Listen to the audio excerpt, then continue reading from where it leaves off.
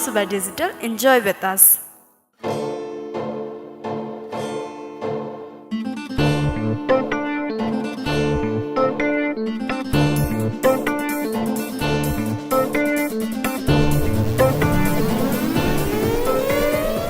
नमस्कार दर्शकवृन्द, बीएम मनोरञ्जन समाचारमा यहाँहरूलाई हार्दिक स्वागत गर्दछु। मनोरञ्जन समाचारमा मुख्य समाचारहरू। अभिनेता सलोन बस्नेत र मोडल रियासा दाहालमाथि छायाङ्कन गरिएको चलचित्र लक्ष्मी पूजाको फुरफुर गीत सार्वजनिक गर्ने तयारीमा निर्माण टिम। मुन्द्रेको कमेडी क्लबमा देखिएकी नायिका करिश्मा मानन्दर भन्छिन्, म मनको अध्यक्ष भएको छु। महानायक राय समाल कार्यक्रम जातको प्रश्नको कारण विवादमा। ओस्कार भर्चुअल फिल्म फेस्टिभल आयोजना हुने। नायिका रेखा थापा भन्छिन्, शरीरभित्र मेरो यति राम्रो आत्मा बस्छ। अभिनेता सलोन बस्नेत र पछिल्लो समय चर्चामा रहेकी कलाकार तथा मोडल रियासा दाहालमाथि छायाङ्कन गरिएको फुरफुर पुतली गीतलाई सार्वजनिक गर्ने तयारीमा चलचित्र लक्ष्मी पूजाको निर्माण टिम रहेका छन्। नेपालीहरूको महान चाड विजयादशमीको अवसर पारेर आउँदो कार्तिक 7 गते फुलपातीको दिनबाट विभिन्न डिजिटलको माध्यमबाट प्रदर्शन गर्न लागि उक्त चलचित्रमा समावेश फुरफुर पुतलीको छायाङ्कन केही साता अघि मात्र सम्पन्न भएको थियो। निर्देशक शोभित बस्नेतको निर्माण र समीर मियाको निर्देशनमा निर्माण भएको चलचित्र लक्ष्मी पूजाको उक्त गीतमा नृत्य निर्देशक रामजी लामिछानेको नृत्य निर्देशन रहेको छ। लकडाउनको बीचमै छायाङ्कन भएको चलचित्र लक्ष्मी पूजामा जयकिशन बस्नेत, जहनवी बस्नेत, अस्मिता जुरेली, निरसाको मुख्य भूमिका रहेको छ भने यसको साथै चलचित्रमा अभिनेता सलोन बस्नेत र रियासा दाहालको विशेष भूमिका रहेको छ। चलचित्र यात्राकी नायिका जहनवी बस्नेतलाई दोहोरो भूमिकामा देख्न पाइने चलचित्र लक्ष्मी पूजा पारिवारिक प्रेम कथा र दशैं तिहारको परिवेश रहेको छ। चलचित्रमा विपिन आचार्यको सङ्गीत, दयाराम पाण्डेको गीत, केदार भूषालको लेखन, रामजी लामिछानेको कोरियोग्राफी र जय कुमार दर्लामीको छायाङ्कन रहेको छ। चलचित्र सलोन सलिना फिल्म्सको ब्यानरमा निर्माण भएको हो। लामो समयसम्म नेपाली चलचित्र क्षेत्रमा आफ्नो सुन्दर अभिनय कला र आफ्नो सुन्दरताले लाखौं नेपाली चलचित्र प्रेमी दर्शकहरूको प्रिय नायिका बन्न सफल भएकी नायिका करिश्मा मानन्दर टेलिभिजन कार्यक्रम मुन्द्रेको कमेडी क्लबमा प्रस्तुत भएकी छिन्। कार्यक्रमको पहिलो सिजनमा अध्यक्ष रहेकी कलाकार निर्देशक दीपाश्री निरौलालाई रिप्लेस गरेर नायिका करिश्माको प्रवेश भएको हो। यसै क्रममा गत सोमबारबाट प्रसारण सुरु भएको चर्चित हास्य कलाकार जितु नेपाल मुन्द्रेले सञ्चालन गर्दै आएको कार्यक्रम मुन्द्रेको कमेडी क्लबको दोस्रो सिजनको पहिलो एपिसोडमा उनी नायिका करिश्मा मानन्दरले म मनको अध्यक्ष भएको छु, मुन्द्रेको अनि सबै दर्शकको मनको अध्यक्ष भएको छु, यो ठूलो कुरा हो बताएकी छिन्। कार्यक्रम सञ्चालक जितु नेपालले कोही चलचित्र विकास बोर्डको अध्यक्ष, कोही राष्ट्रिय सभाको अध्यक्ष, कोही प्रतिनिधि सभामा पुग्दा मुन्द्रेको कमेडी क्लबको अध्यक्ष बन्नु पर्यो भनेर मन दुखेको त छैन भनेर प्रश्न राख्दा नायिका करिश्माले आफू मनको अध्यक्ष बनेको भन्दै अगाडि भनेकी छिन्, मानिसको जीवनमा उतार चढाव भइराख्नुपर्छ,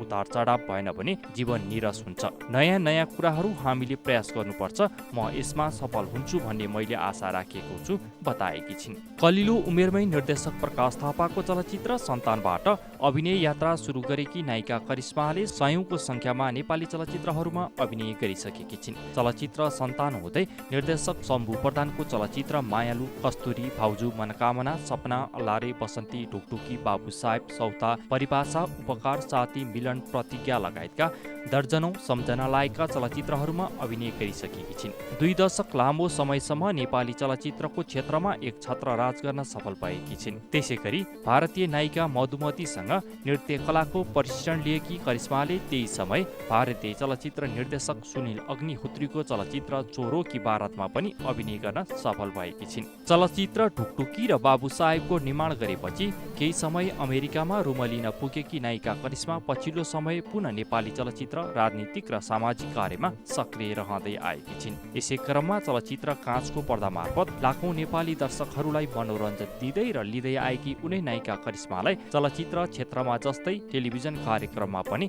सफलता मिलोस्, बीएमएचडी टेलिभिजनको तर्फबाट यही छ शुभकामना। भारतीय कमेडियन कपिल शर्माले सञ्चालन गर्दै आएको द कपिल शर्मा सोको फर्म्याटमा निर्माण भएको मुन्द्रेको कमेडी क्लबको दोस्रो सिजनको पहिलो एपिसोडमा नायिका रेखा थापा अतिथिको रूपमा रहेकी थिइन्। पहिले भन्दा दोस्रो सिजनको शोलाई निमा टिमले केही परिमार्जित गरेका छन्। कोरोना कहरका कारण गत वैशाखबाट बन्द भएको उक्त कमेडी शो अब हरेक सोमबार साँझ 8:50 देखि नेपाल टेलिभिजनबाट प्रसारण हुनेछ। महानायक राजेश हमाल विवादमा परेका छन्। हमालले सञ्चालन गरिरहेको कथित दलित सम्बन्धी टेलिभिजन कार्यक्रम जातको प्रश्नको कारण उनलाई विवादमा तानिएको छ। सामाजिक सञ्जालमा राजेश हमाल विरुद्ध अनेक किसिमका नकारात्मक टिप्पणी गर्न मात्र होइन, उनका फोटाहरूलाई च्यातेका फोटो सामाजिक सञ्जालमा पोस्ट गरेका छन्। विभिन्न धार्मिक सङ्गठन र व्यक्तिहरूले कुनै निश्चित धर्म सम्प्रदायबाट प्रायोजन भएको भनेर यो कार्यक्रम र प्रस्तोता राजेश हमालको विरोध भइरहेको छ। कतिपयले त कार्यक्रमको नाम जातको प्रश्न नै गलत भएको भनेर टिप्पणी गरेका छन्। यस विषयमा राजेश हमालले अहिलेसम्म कुनै प्रतिक्रिया व्यक्त गरेका छैनन्। महानायकको विरुद्धमा आवाज उठेपछि उनको पक्षमा पनि त्यत्तिकै आवाज उठ्न थालेका छन्। कतिपयले त उनलाई महानायकबाट महामानवको यात्रा रहेको भन्दै राजेश हमालको पक्षमा आवाज उठाउँदैछन्। एनआरएनका केन्द्रीय सदस्य नवीन विकले एउटा लेख नै लेखेर राजेश हमाल र कार्यक्रमको बचाउ गरेका छन्। उनले लेखेका छन्, राजेश हमालले चलाएको कार्यक्रम जातको प्रश्नलाई विरोध नगर्नुहोस्, सपोर्ट गर्नुहोस्। सबै कुरा पूर्ण उनलाई यो विषयमा बोल्दा विवादमा पर्छु भन्ने थाहा हुँदा पनि कार्यक्रम चलाउनुले समाजकै सबैभन्दा गम्भीर विषयमा उभिनुले उनी महानायकबाट महामानवको यात्रामा रहेका भनी उनले हमालको प्रशंसा गरेका छन्। पछिल्लो समय चलचित्र अभिनयबाट केही पर रहँदै आएका राजेश हमाल टेलिभिजनका विभिन्न कार्यक्रममा पनि देखिँदै आएका छन्। यही सिलसिलामा उनी जातको प्रश्न लिएर आएका हुन्, जुन कार्यक्रम कान्तिपुर टेलिभिजनबाट शनिबार साँझ 6 बजे प्रसारण हुँदै आएको छ। समता फाउन्डेसनले निर्माण गरेको यस कार्यक्रममा जातपात र यसको कारणले हुने विभेदलाई अभिनेताले विभिन्न विशिष्ट व्यक्तिहरूलाई यस छुवाछुतको विषयमा बहस गराइरहेका छन्। साथै जातकै कारण प्रेम विवाह गरेका जोडीसँगको कुराकानी, प्रेमकै कारण भएका अपराध र अन्यायको विषयलाई फिल्डमा नै गएर बहस चलाइरहेका छन्। ओस्कार भर्चुअल फिल्म फेस्टिभल आयोजना हुने भएको छ। ओस्कार इन्टरनेसनल कलेज काठमाडौँले आयोजना गर्ने ओस्कार भर्चुअल फिल्म फेस्टिभलमा 12वटा सर्ट मुभिज स्क्रिनिङ गरिनेछ। कलेजबाट पास आउट विद्यार्थीले बनाएका मुभिज स्क्रिनिङ हुनेछ। ओस्कार इन्टरनेसनल कलेजका प्रिन्सिपल तथा निर्देशक विनोद पौडेलले दिएको जानकारी अनुसार अक्टोबर 16 देखि 18 सम्म हुने फेस्टिभलमा प्यानल डिस्कसन पनि हुनेछ। अन्तर्राष्ट्रिय फिल्म मेकरदेखि नेपाली मेकरसम्म च्यानल डिस्कसनमा सहभागी हुनेछन्। दीपक राजगिरी, छिरिङ रितार शेर्पा, प्रदीप भट्टराई, रविन्द्र सिंह बनिया, निश्चल बस्नेत, प्रचण्ड मानश्रेष्ठ लगायत प्यानल डिस्कसनमा सहभागी हुने निर्देशक तथा आयोजक पौडेलले जानकारी दिए। यो वर्ष अनलाइन फेस्टिभल गर्ने निर्णय भए पनि अर्को वर्षबाट इन्टरनेसनल सिनेमा पनि ल्याउने योजना रहेको आयोजक पौडेलले जानकारी दिएका छन्। फेस्टिभलमा चलचित्र विकास बोर्डका अध्यक्ष दयाराम दाहाल पनि सहभागी हुनेछन्। उनले बोर्डले गर्दै गरेका काम तथा नयाँ नीतिगत योजनाका विषयमा जानकारी दिनेछन्। आयोजक तथा चलचित्र बुलबुल निर्देशक पौडेलले फेस्टिभलले चलचित्र प्रतिको आम बुझाइमा परिवर्तन ल्याउन ठूलो भूमिका खेल्ने अपेक्षा रहेको बताए। यस्ता फेस्टिभलहरू समय समयमा आयोजना भइरहनु पर्छ, जहाँ नेपाली चलचित्रको विगत, वर्तमान र भविष्यका बारेमा खुलेर बहस होस्। हामीमा रहेका कमी कमजोरी पत्ता लगाएर त्यसलाई स्वीकार गरेर सच्चिँदै जान सहयोग गर्छ। उनी भन्छन्, हाम्रो चलचित्र उद्योगमा चलचित्रको प्रस्तुति र कन्टेन्टलाई लिएर जति पनि छलफल हुनुपर्ने हो त्यो भएकै छैन। अहिले कोभिड-19 का कारण 7 महिनादेखि शून्यमा रहेको चलचित्र उद्योगलाई अब कसरी उठाउनु पर्छ भन्नेमा खुलेर बहस हुनु जरुरी छ र यो बहस हामीले यो फेस्टिभलमा होस् भन्ने चाहेका छौँ। कोभिड-19 का कारण शून्यमा झरेपछि पुनः सुरु हुँदा नेपाली चलचित्र उद्योगले आफूलाई कसरी परिमार्जन गर्नुपर्छ भन्ने विषयमा फेस्टिभलमा हुने छलफलमा मेकरहरूको उत्साहपूर्ण सहभागिता रहने उनको विश्वास छ।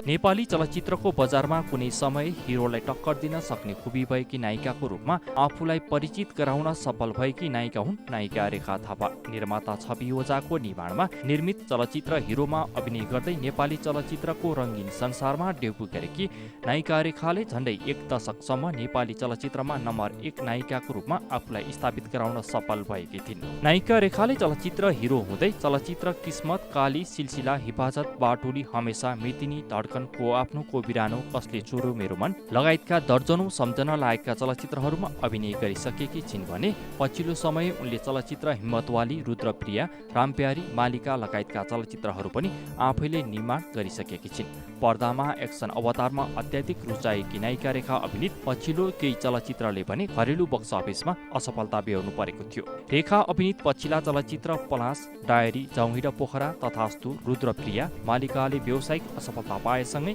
नायिका रेखाको स्टारडम कमजोर हुँदै गएको कतिपयको अनुमान रहेको छ। यसै क्रममा अब उनै नायिका रेखा थापा यति बेला नयाँ चलचित्रको निर्माणको तयारीमा रहेकी छिन्, जुन चलचित्रका लागि नायिका रेखाले लकडाउनको समयमा आफ्नो शरीरलाई जिरो फिगर बनाएकी छिन्। पछिल्ला केही चलचित्रहरूमा मोटी देखिँदै आएकी नायिका रेखालाई अब दर्शकहरूले उनको नयाँ चलचित्रमा जिरो फिगरमा देख्न पाउनेछन्, जसका लागि उनले लकडाउनको समयमा 20 केजी तौल घटाएकी छिन्। त्यसैगरी जितु नेपालले सञ्चालन गर्दै आएको कमेडी क्लबको सिजन 2 को पहिलो एपिसोडमा अतिथि बनेर पुगेकी उनै नायिका रेखाले आफ्नो लागि शारीरिक अभ्यास चलचित्र छायाङ्कनभन्दा महत्त्वपूर्ण रहेको बताएकी छिन्। केही वर्ष अगाडिसम्म आफूलाई शरीरभन्दा काम, उद्देश्य र सपना ठुलो लाग्ने गरेको उनी स्मरण गर्दै उनले अगाडि भनेकी छिन्, मैले जिन्दगीको एउटा पाटो बिर्सिएको रहेछु। मलाई सधैँ काम, उद्देश्य र सपना ठुलो लाग्थ्यो, तर त्यसमा मैले आफूलाई बिर्सिएको रहेछु। जुन शरीरभित्र मेरो यति राम्रो आत्मा बस्छ, मैले शरीरलाई अपहेलना गरेको रहेछु। अब मेरो शरीरलाई माया गर्छु, जहाँ मेरो सुन्दर आत्मा बस्छ बताएकी छिन्।